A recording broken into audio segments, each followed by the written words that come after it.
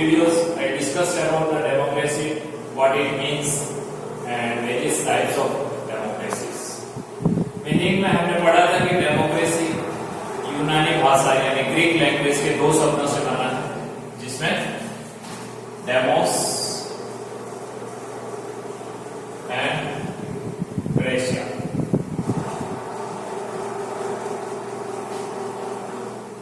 इन दो शब्दों के मेल से बना हुआ यह शब्द है, जिसका मतलब होता है कि पब्लिक का पावर, एक ऐसा सिस्टम, ऐसी गवर्नमेंट जिसमें पब्लिक डिसीजन मेकिंग होती है, पब्लिक को पावर मिलता है, पब्लिक को अपना निर्णय सुनाने का, उस निर्णय को बदलने का डेमोक्रेटिक प्रोसेस के थ्रू उसमें जनता की बात मायने रखती है।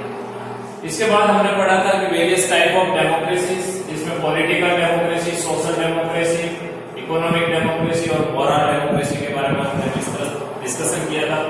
पॉलिटिकल मैंने बताया था वेस्टर्न सिस्टम ऑफ डेमोक्रेसी है, जिसको लिबरल डेमोक्रेसी भी बोला जाता है। सोशल डेमोक्रेसी में हमने बात की थी कि सोसाइटी और सोसाइटी के वेलफेयर के लिए जहां पे इक्वलिटी को वैल्यू दिया जाता है irrespective of caste, creed, religion और जेंडर, उन सारी चीजों को दरकिनार करते हुए for the welfare of society government में सोसाइटी के हित के लिए बात की जाती है डेमोक्रेसी में। इकोनॉमिक डेमोक्रेसी में हमने इकोनॉमिक पॉइंट ऑफ व्यू से डेमोक्रेसी वर्क करती है, और मॉरल डेमोक्रेसी हमने पढ़ा था कि एथिकल वैल्यूज रहती है, जिसमें ह्यूमन वैल्यूज को ज्यादा मायने दिया जाता है, ह्यूमन वैल्यूज के ऊपर ज्यादा जोर दिया जाता है, जहां पे मॉरलिटी, एथिकल वैल्यूज को ध्यान में रखते हुए गवर्नमेंट सिस्टम होता है, जहां पे इक्वलिटी, ब्रदरहुड आदि चीजों के बारे में ज्यादा उस पर प्रेस किया जाता है। इसके बाद हम इस चैप्टर में बात करेंगे various theories and concept of democracy. इसका मतलब यह होता है कि डेमोक्रेसी में जो भी डेमोक्रेसी के टाइप पढ़ लिए हमने, मीनिंग पढ़ लिया, उसका मतलब क्या होता है, लेकिन वो डेमोक्रेसी कैसे काम करती है, उसका थ्योरी क्या होता है, उसके पीछे साइकोलॉजी क्या होता है, उसके पीछे फिलोसॉफी क्या होता है, what are the ideas behind that democracy, और उस कॉन्सेप्ट और उस अप्रोच को जब हम विस्तृत पढ़ते हैं तो वो वेरियस थ्योरीज में हम डिटेल में पढ़ते हैं, जिसमें ब्रॉड आइडियोलॉजीज का क्या है, different type of opinion by the intellectuals, great peoples, thinkers, political leaders, उनका डिफरेंट ओपिनियन क्या है on various type of democracies, on various type of values, on various type of system of governance.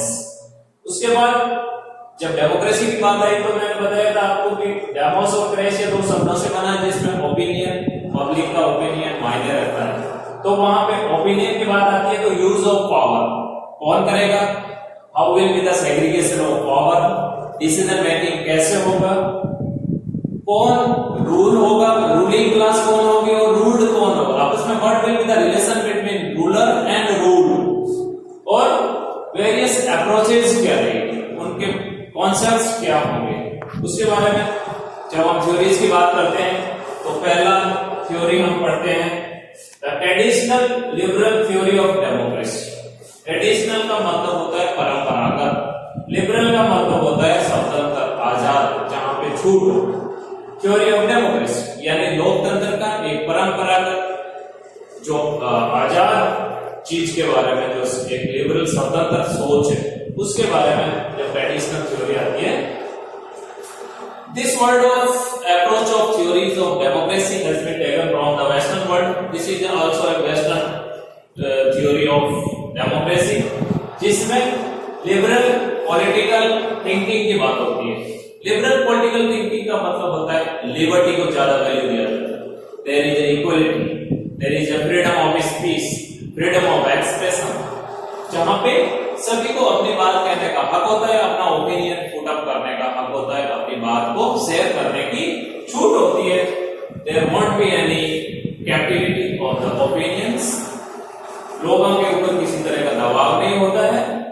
और ये western world से लिया गया है, एक मॉडर्न डेमोक्रेटिक सिस्टम है, जिसमें गवर्नमेंट कैसे डेमोक्रेटिकली काम करती है उसके बारे में हम इस तरह बात करते हैं। इस थ्योरी को देने का एक्सपोनेंट्स कौन कौन है? एक्सपोनेंट्स मतलब इस थ्योरी को किन किन लोगों ने सपोर्ट किया, चाहे वो पास्ट में हो, बहुत सारे ग्रेट थिंकर्स थे, महान जो लोग हुए हैं, लेखक हुए हैं, विचारक हुए हैं, जिन्होंने अपना आइडियाज दिया। उनमें नाम आता है हॉब्स हो गया, लॉक हो गया, ये सारे फिलोसोफर्स हैं, रूसो हो गया, बेंथम हो गया, JS mills is also a philosopher, Montesquieu हो गया, जर्मनी का मॉन्टेस्क्यू, अब्राहम लिंकन जो अमेरिकन राष्ट्रपति भी था, उनके भी अपना विचार दिए थे, और हर्बर्ट स्पेंसर जो कि he was a good administrator.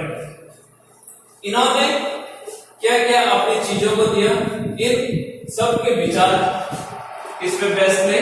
Multi culturalism पर।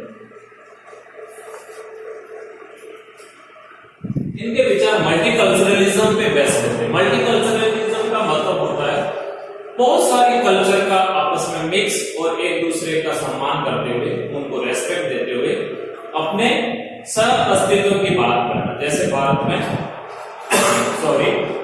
वसुधैव कुटुंबकम की बात होती है, भारत की जब डेमोक्रेसी या हमारे यहाँ पे ह्यूमन वैल्यूज की बात करते हैं तो हम सह अस्तित्व की जो बात करते हैं, वो इन सब लोगों ने अपने विचार रखे थे। मल्टीकल्चरलिज्म यानी various type of culture can coexist parallelly respecting each other without confrontation, यानी कोई भी कल्चर, धर्म या संस्था या कोई भी सिस्टम एक दूसरे का सम्मान करते हुए अपने अस्तित्व को बनाए रख सकता है जब वहां पे ह्यूमन वैल्यूज को, एथिकल मोरल वैल्यूज को सम्मान दिया जाता है। तो ये traditional liberal theory of democracy है, जिसमें लिबरल पॉलिटिकल थिंकिंग की बात है। इसमें बहुत सारे इंटरेस्ट ग्रुप्स होते हैं या प्राइवेट ग्रुप्स होते हैं जो डेमोक्रेटिक सिस्टम या पॉलिटिकल सिस्टम या गवर्नमेंट का जो सिस्टम है उसके ऊपर दबाव बनाते हैं लोगों के हित के लिए। जैसे ट्रेड यूनियन हो गया, बहुत सारे एनजीओज हो गए, बहुत सारे प्राइवेट फर्म्स हो गए, कंपनीज हो गई, जो लोगों के हित के लिए उनके ऊपर ग्रुप ये दबाव बनाते हैं और अपना निर्णय गवर्नमेंट को सुनाते हैं, लोगों के हित की बात करते हैं, उनके अहित को अगर कोई हो रहा है तो उसको आवाज को उठाते हैं। तो ये पहली अप्रोच होगी, first approach the traditional liberal theory of democracy. फिर दूसरी अप्रोच आती है, दूसरा कॉन्सेप्ट ऑफ डेमोक्रेसी, दूसरी थ्योरी ऑफ डेमोक्रेसी है द एलिटिस्टिक थ्योरी, यानी ये एलिट ग्रुप्स पे बेस्ड होती है। एलिट क्लैन यानी कोई भी वंशवाद जो एलिट क्लैन पे सेंट्रिक होती है। कोई भी एलिट का मतलब होता है कोई एक वर्चस्व रखने वाला ग्रुप या परिवार या ऐसा लोगों का समूह, जो जैसे हमारे यहाँ प्राचीन काल में जो जमींदार होते थे या बहुत सारे लोग जो मंत्री राजा के साथ रहते थे या जिनकी निर्णयों में आवाज में और उनको शक्ति प्राप्त थी, तो वो शासन का बागडोर अपने हाथ में रखते थे। उसी थ्योरी के बेस पे ये है, एलिट क्लैन सेंट्रिक है ये, यानी क्लैन का मतलब होता है कोई वंशवाद या कोई ग्रुप, एलिट जो ज्यादा पैसे वाला कोई ग्रुप हो गया जिनके हाथ में सत्ता केंद्रित होती है।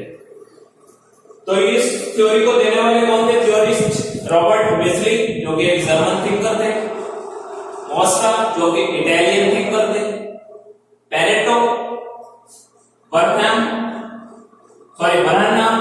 सी राइट और मिल्स, ये थिंकर्स थे जिन्होंने एलिटिस्टिक थ्योरी दिया। इस थ्योरी पर 2 बुक्स भी लिखा गया था रॉबर्ट माइकल के द्वारा, मिज़ली के द्वारा। रॉबर्ट मिज़ली ने पॉलिटिकल पार्टीज के ऊपर एक बुक लिखा था, पॉलिटिकल पार्टीज, और दूसरा मॉस्टा ने एक बुक लिखा था रूलिंग क्लास। ये दोनों बुक्स का नाम याद रखना आपको बहुत जरूरी है। रूलिंग क्लास ये मॉस्टा ने लिखा था और पॉलिटिकल पार्टीज रॉबर्ट मिज़ली ने लिखा था। ये दोनों books elitist theory of democracy पे आधारित है। उसमें विचार दिए गए हैं पॉलिटिकल पार्टीज में वो कैसे कोई ग्रुप चलाता है, क्लैन ग्रुप या रूलिंग क्लास कौन होते हैं, उनके हाथ में क्या पावर होता है, डिसीजन मेकिंग प्रोसेस कैसे होता है, उन सारी चीजों के बारे में। तो हमने 2 अप्रोच के बारे में आगे बढ़ेंगे। तीसरी है स्टूडेंट्स, हम various theories and concept of democracy को पढ़ रहे हैं। इससे पहले कि मैं तीसरे, चौथे और पांचवें form of theories of democracy पे आऊं, मैं पहला फॉर्म जो पढ़ा था हमने ट्रेडिशनल लिबरल डेमोक्रेटिक जो थ्योरी है उसके बारे में कुछ बात बताना चाहूंगा। उसमें मैंने एक बात बताना भूल गया था कि उसमें पीपल्स ओपिनियन बहुत मायने रखता है, लोगों का क्या राय है, और उसमें मेजॉरिटी ऑफ पीपल का ओपिनियन क्या है, लोगों का वेलफेयर का ध्यान रखा गया है कि नहीं गया, लोगों का ओपिनियन किसी सब्जेक्ट पे क्या है, यानी लोग पीपल सेंट्रिक डिसीजन होते हैं उस डेमोक्रेटिक सिस्टम में, जहां पे लोगों की सुविधा का ध्यान रखा जाता है, लोगों की फैसिलिटीज के बारे में ध्यान रखा जाता है। तो ये बात आप उसमें ऐड कर दीजिएगा। अब आते हैं third concept of democracy. Third concept is pluralist theory of democracy. Pluralistic का मतलब होता है प्लूरलिज्म पे डिपेंडेंट हो, वो प्लूरलिज्म की बात करती है, यानी कोई भी चीज का कोई एक सिंगल आइडियोलॉजी पे डिपेंड नहीं होता है, कोई एक सिंगल चीज को फॉलो नहीं किया जाता, वहां पे सिंगल विचारों को नहीं लिया जाता है, प्लूरलिज्म का ज्यादा ध्यान दिया जाता है, यानी बहुत सारी चीजों का एक साथ बहुत सारे आइडियाज को इकट्ठा करके उनको रेस्पेक्ट करते हुए फॉर्म ऑफ गवर्नमेंट का, जहां पे फेडरल फॉर्म ऑफ सोसाइटी, यानी जो सोशल वहां पे जो सिस्टम है, जो सोशल वैल्यूज है, उसमें फेडरल फॉर्म है, यानी आजादी है, फेडरलिज्म है, लोगों का सोसाइटी में बंटवारा है वैल्यूज का, और डिसीजन मेकिंग प्रोसेस सोसाइटी के द्वारा होता है, किसी एक व्यक्ति के हाथ में नहीं होता है। प्लूरलिज्म पर ज्यादा ध्यान दिया जाता है, यानी जहां पे ज्यादा लोगों के विचार मायने रखते हैं।